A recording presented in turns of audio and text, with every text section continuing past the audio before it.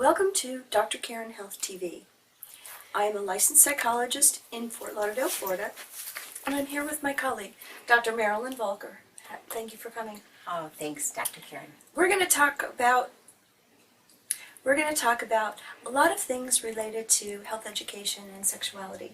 So, Marilyn, why don't you go ahead and introduce yourself?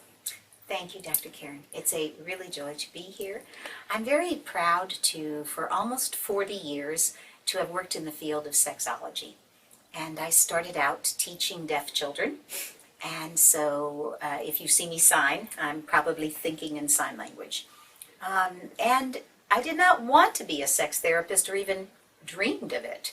I'm a minister's kid, a former minister's wife, who when a deaf boy brought me words off of bathroom walls and wanted to know what they meant, and I didn't know how to even sign them, well, half of one mother, I decided I needed to go back and get some training. So I went to get a doctorate in human sexuality, and that meant I got to really practice from nursery school to nursing homes, all the developmental issues that could happen around human sexuality. And that meant I've been in schools and working with parents, with children, with teens, in special ed and non-special ed. I've taught at medical schools, taught in drug treatment programs and addiction treatment programs, and have had wondrous opportunities to have radio shows and to be on media, and helped to start the first gay and lesbian and teen group in the state of Florida, helped to start the first AIDS project. The VA hospital was very instrumental in that, and worked in a lot of senior citizens programs as well. I have a private practice. I have a very full and very blessed life. I'm very, very grateful for the field of sexology. I couldn't have planned a single thing except I wanted to teach deaf kids. So, what would you tell our audience is the difference between a sexologist and a sex therapist? Okay. A sexologist, it's really an umbrella term. If you think of an umbrella term as sexologist, okay, that underneath that umbrella term could be a sexuality educator. And that person may go into schools or they might present information.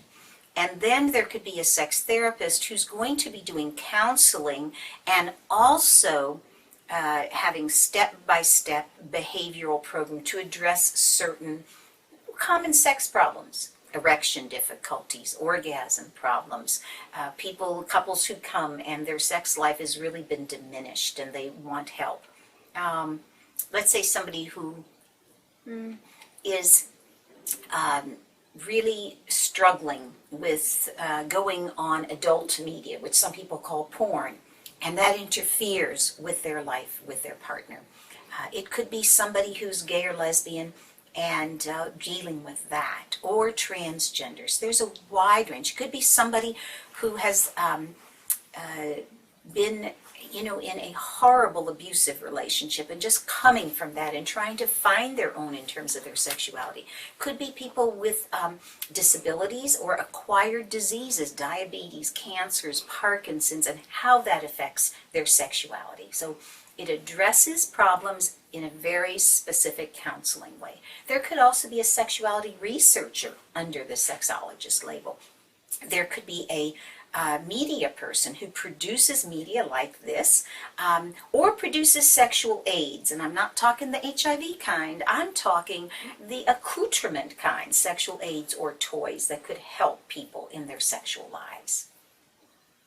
So from the umbrella term, sexologist, can come individual sexuality titles, and each one could have a very specific role. Thank you for that detailed explanation. That is a great place to stop. Thank you so much for sharing your story, Dr. Volker. Thank you very much. I'm Dr. Karen, and you're watching Dr. Karen Health TV. Stay tuned for our next episode.